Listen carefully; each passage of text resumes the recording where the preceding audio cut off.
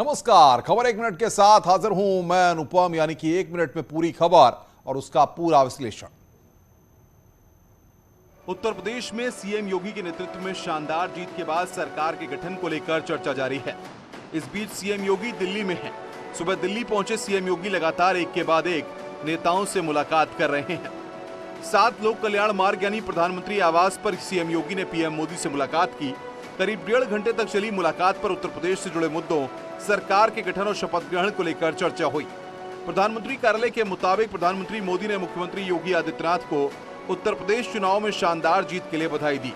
प्रधानमंत्री ने कहा कि मुझे पूरा भरोसा है कि सीएम योगी आने वाले वर्षों में राज्य को विकास की ओर अधिक ऊंचाइयों पर ले जाएंगे। मुख्यमंत्री योगी आदित्यनाथ ने पीएम से मुलाकात के बाद बीजेपी के राष्ट्रीय अध्यक्ष जेपी नड्डा से भी मुलाकात की।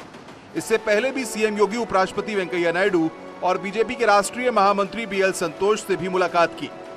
माना जा रहा है कि मुलाकातों के बाद यूपी में नई सरकार के गठन की तारीख और स्वरूप तय हो जाएगा। 5 राज्यों में कांग्रेस की करारी हार पर दिल्ली में कांग्रेस के बड़े नेताओं का मंथन हुआ। कांग्रेस की अंतरिम अध्यक्ष सोनिया गांधी की अध्यक्षता में बैठक हुई। इस बैठक में सोनिया गांधी, राहुल गांधी समेत कई वरिष्ठ नेता मौजूद रहे। 5 राज्यों के विधानसभा चुनाव परिणाम भारतीय राष्ट्रीय कांग्रेस के लिए गंभीर चिंतन का विषय है। सीडब्ल्यूसी मुख्यालय में चली बैठक में हार के कारणों पर समीक्षा की गई। कांग्रेस वर्किंग कमेटी की बैठक उत्तर प्रदेश, उत्तराखंड, मणिपुर, गोवा और पंजाब के विधानसभा चुनाव में मिली करारी हार के बाद हुई। ऐसे में बैठक में आगे की रणनीति भी बनाई गई। कांग्रेस कार्य समिति ने सर्वसम्मति से श्रीमती सोनिया गांधी जी के नेतृत्व में अपने विश्वास की पुनः पुष्टि की। सीडब्ल्यूसी की बैठक में यूपी में मिली हार पर चर्चा हुई, क्योंकि इस चुनाव में कांग्रेस को सिर्फ 2 सीटें मिली हैं, जबकि 2017 में 7 सीटें मिली थीं। कांग्रेस की बैठक में इस बात पर चिंता व्यक्त की गई है कि पिछले बार के मुकाबले इस बार वोट प्रतिशत भी कम हो गए हैं। उत्तराखंड में बीजेपी के खेमे में इस बात की चर्चा जोर पकड़ रही है कि उत्तराखंड का अगला सीएम कौन होगा। तो कांग्रेस जल्द ही हार के कारणों पर मंथन और नेता प्रतिपक्ष चुनने के लिए बैठक बुला सकती है। माना जा रहा है कि प्रदेश प्रभारी जल्द ही विधानमंडल दल की बैठक बुला सकते हैं। ये हमारे प्रभारी जी, मैं समझता हूँ निकट भविष्य में जल्दी ही कांग्रेस विधानमंडल दल की बैठक आहूत करेंगे, और जब बैठक आहूत होगी तो उसके बाद जो है नेता प्रतिपक्ष का चयन भी हो जाएगा। कांग्रेस के चुने गए विधायकों को जहां नेता विपक्ष चुनना है, तो वहीं ये भी सोचना है कि लगातार दूसरी बार इतनी बुरी हार क्यों हुई। नहीं, मैं समझता हूं कि ये नेता प्रतिपक्ष के रूप में हमारे जो चुने हुए विधायक और हमारे हाईकमान की सामूहिक जो मंशा होगी वो सबके सामने आ जाएगी। आपकी समीक्षा निश्चित रूप में करेंगे। मेरे विचार, दूसरे के विचार, अन्यों के विचार, कार्यकर्ताओं के विचार, मैं जिले जिले तक जाऊंगा। दरअसल साल 2017 से कांग्रेस के लिए जो बुरा दौर शुरू हुआ वो खत्म होने का नाम नहीं ले रहा। उत्तर प्रदेश विधानसभा चुनाव के नतीजों के बाद अखिलेश यादव ने मुलायम सिंह यादव से मुलाकात की। इस दौरान अखिलेश यादव ने पैर छूकर मुलायम सिंह यादव से आशीर्वाद लिया।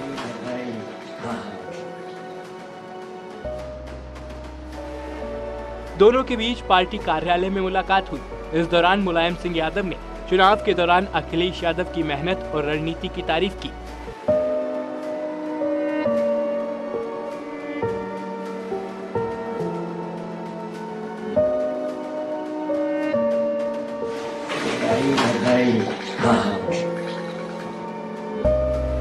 उन्होंने अखिलेश यादव से कहा, अखिलेश तुम बहुत अच्छा लड़े।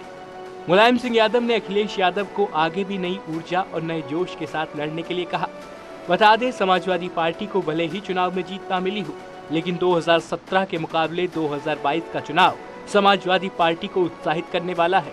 समाजवादी पार्टी विधानसभा चुनाव में मजबूत पक्ष के तौर पर उभरी है, जबकि दूसरी विपक्षी पार्टियों के लिए नतीजे बिल्कुल भी अच्छे नहीं रहे। विधानसभा चुनाव हारने के बाद संगीत सोम ने महापंचायत का आयोजन किया। इस दौरान जनता को संबोधित करते हुए संगीत सोम ने कहा कि मुझे पता चला है कि क्षेत्र में गुंडागर्दी शुरू हो गई है, लेकिन ये चलेगा नहीं। सरकार की शपथ होने दो। बाबा का बुलडोजर और मेरा डंडा साथ चलेगा। सरकार की शपथ हो जाने दो, बाबा का बुलडोजर, संगीत का डंडा दोनों बराबर होना चाहिए। संगीत सोम ने कहा कि लोग समझते हैं कि मैं हार गया हूं, लेकिन ऐसा नहीं है। न मैं हारा हूं और न ही मैं हार सकता हूं। जिम्मेदारी ले पाया हूं, मैं हारा नहीं हूं मैं हार नहीं सकता, और संगीत अगर कभी हारेगा तो संगीत की जिंदगी का वो लास्ट दिन होगा, उसके बाद संगीत नहीं होगा, नहीं तो संगीत नहीं हारेगा। इस दौरान संगीत सोम ने लोगों से अपील की कि जैसे वो पहले एक आवाज पर इकट्ठा हो जाते थे, आगे भी साथ देते रहें। संगीत सोम ने कहा कि वो हमेशा क्षेत्र के विकास के लिए काम करते रहेंगे। वृंदावन में श्री कृष्ण जन्मभूमि मुक्ति न्यास की बैठक हुई। बैठक में संत और धर्माचार्य शामिल हुए और सभी ने एक मत से श्री कृष्ण जन्मभूमि पर कॉरिडोर का निर्माण करने की बात कही। धर्म संसद में संतों ने प्रधानमंत्री नरेंद्र मोदी को उत्तर प्रदेश में प्रचंड जीत के लिए बधाई संदेश भी दिया और मथुरा में मंदिर निर्माण के लिए सरकार के सामने अपना पक्ष रखने की भी बात कही। माननीय मुख्यमंत्री जी को पत्र लिखा गया है कि वहां पर एक जैसे काशी में कॉरिडोर का निर्माण हुआ है, हम चाहते हैं कि मथुरा में कॉरिडोर का निर्माण होना चाहिए। इसी को लेकर के ब्रज के सभी संत महंत संतजन विशिष्ट सब व्यक्ति सभी ने एक स्वर से मांग की है सरकार से कि वहां कॉरिडोर का निर्माण हो जाए। संत समाज ने कृष्ण जन्मभूमि लेकर याचिका दायर करने वाले महेंद्र प्रताप सिंह की हर संभव मदद करने की बात कही। साथ ही कृष्ण जन्मभूमि के लिए देश भर में हस्ताक्षर अभियान चलाने की अपील की गई। बता दें कि जन्मभूमि केस में मस्जिद को हटाकर पूरी जमीन हिंदू पक्ष को देने की मांग की है। साथ ही 60 के दशक में हुए समझौते को अवैध बताया है। मुजफ्फरनगर में पुलिस और बाइक सवार बदमाशों के बीच मुठभेड़ हो गई। इस दौरान गोली लगने से एक बदमाश घायल हो गया, जबकि उसका साथी भागने में कामयाब रहा। पुलिस को देखते ही जैसी पुलिस ने रोकने का प्रयास किया तो उन्होंने पुलिस के ऊपर फायर किया और रजवाई की पटरी की तरफ वो भागे।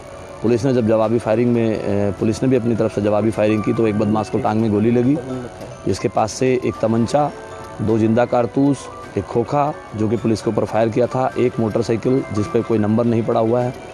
दरअसल पुलिस चेकिंग अभियान चला रही थी। इस दौरान बाइक सवार बदमाश चकमा देकर भागने लगे, जिस पर पुलिस को गोली चलानी पड़ी। पुलिस ने गिरफ्तार बदमाश के पास से एक तमंचा, कारतूस और मोटरसाइकिल बरामद की है। ये नीरज सन ऑफ जयपाल है, जो कि थाना देवबंद क्षेत्र का रहने वाला है और जिस पे 307 जैसी गंभीर धाराओं के तकरीबन आधा दर्जन मुकदमे इस पे दर्ज हैं। क्या हो अगर आप ब्रांडेड टीवी सेट खरीदें और आपको पता चले कि टीवी सेट आपने खरीदा है वो डुप्लीकेट है। दरअसल कानपुर पुलिस ने कैसे ही गिरोह का भंडाफोड़ किया है, जो कि ब्रांडेड कंपनियों के नाम पर डुप्लीकेट टीवी सेट बनाते थे, फिर ऊंचे दाम पर उन्हें बाजार में बेचते थे। पुलिस ने इस मामले में 3 आरोपियों को गिरफ्तार किया है। आरोपी दिल्ली, गाजियाबाद से टीवी लाकर उसमें सॉफ्टवेयर की मदद से सैमसंग, LG, सोनी और अन्य ब्रांड बना लेते थे। नकली टीवी बनाकर उस पे मतलब ब्रांडेड कंपनियों के स्टिकर्स लगाकर उसी के सॉफ्टवेयर को फिर अपलोड करके ये बेचते थे और फर्दर इसमें इन्वेस्टिगेशन हो रहा है और अगर ज़रूरत पड़े तो इनको हम PCR रिमांड में भी लेके फिर फर्दर इन्वेस्टिगेशन। पुलिस ने आरोपियों के पास से 20 डुप्लीकेट टीवी सेट बरामद किए हैं। पुलिस गिरफ्तार किए गए आरोपियों से पूछताछ कर जानकारी जुटाने का प्रयास कर रही है कि उनके गिरोह में और कितने लोग जुड़े हुए थे, वो कहां और कैसे टीवी सेट बनाकर बाजार तक पहुंचे। बागपत के खेगड़ा थाना क्षेत्र में बेखौफ बदमाशों ने व्यापारी से असलहे के दम पर लूटपाट की। जानकारी के मुताबिक बेखौफ बदमाशों ने व्यापारी से 1 लाख रुपए की नकदी और 5 लाख के जेवर लूट लिए और घटनास्थल से फरार हो गए। पीड़ित के मुताबिक वो शनिवार रात घर वापस लौट रहे थे, तभी बदमाशों ने उनकी गाड़ी को टक्कर मार दी, जिसके बाद बदमाशों ने व्यापारी से तमंचे के बल पर लूटपाट की और मौके से फरार हो गए। लोनी बॉर्डर पे है, वे रोज आते थे। कल थोड़ा लेट हो गए, 9 बजे आए हुए। मैं 9 बजे पाठशाला से होने लेने के लिए गया। पाठशाला थोड़ा आगे चल के शहीद द्वार से थोड़ा कर जो होंडा की एजेंसी है, उससे पहले पीछे बदमाशों ने गाड़ी से टक्कर मारी। बताया जा रहा है कि पीड़ित व्यापारी अपने भाई के साथ गाजियाबाद के लोनी गया हुआ था और जब वो वापस आ रहा था तब उसके साथ ये वारदात हुई। इस मामले में पुलिस ने केस दर्ज कर लिया है। फिलहाल पुलिस मामले की तफ्तीश में जुटी हुई है। हालांकि अभी तक आरोपियों के बारे में कुछ भी पता नहीं चल सका है।